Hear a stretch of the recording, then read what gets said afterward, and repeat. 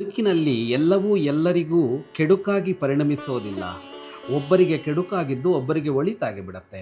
ಒಬ್ಬರಿಗೆ ಪ್ರತಿಕೂಲವಾದದ್ದು ಇನ್ನೊಬ್ಬರಿಗೆ ಅನುಕೂಲವಾಗಿ ಬಿಡತ್ತೆ ಅನ್ನುವ ಅಂಶವನ್ನು ಮುಪ್ಪನ್ನಿಟ್ಟುಕೊಂಡು ವೃದ್ಧಾಪ್ಯವನ್ನಿಟ್ಟುಕೊಂಡು ಇಲ್ಲೊಬ್ಬ ಪ್ರಾಜ್ಞ ಅದ್ಭುತವಾಗಿ ವಿವರಿಸ್ತಾನೆ.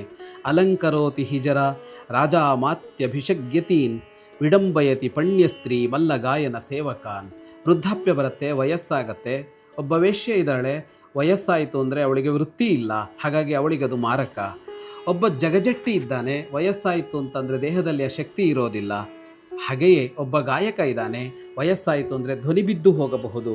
ಒಬ್ಬ ವೃತ್ತಿಯಲ್ಲಿ ಉದ್ಯೋಗದಲ್ಲಿ ನಿರತನಾಗಿದ್ದಾನೆ, ವಯಸ್ಸಾಯಿತು ಅಂತಂದರೆ ಕೆಲಸ ಮಾಡೋದಕ್ಕಾಗೋದಿಲ್ಲ, ನಿವೃತ್ತನಾಗಬೇಕಾಗತ್ತೆ.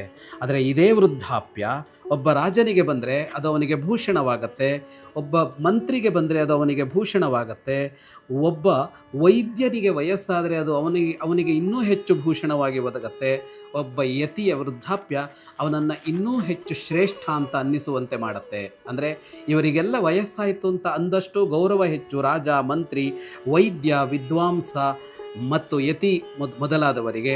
ಆದರೆ ಇನ್ನೆಷ್ಟೋ ಜನರಿಗೆ ವೃದ್ಧಾಪ್ಯ ಮಾರಕವಾಗಿ ಬಿಡುತ್ತೆ.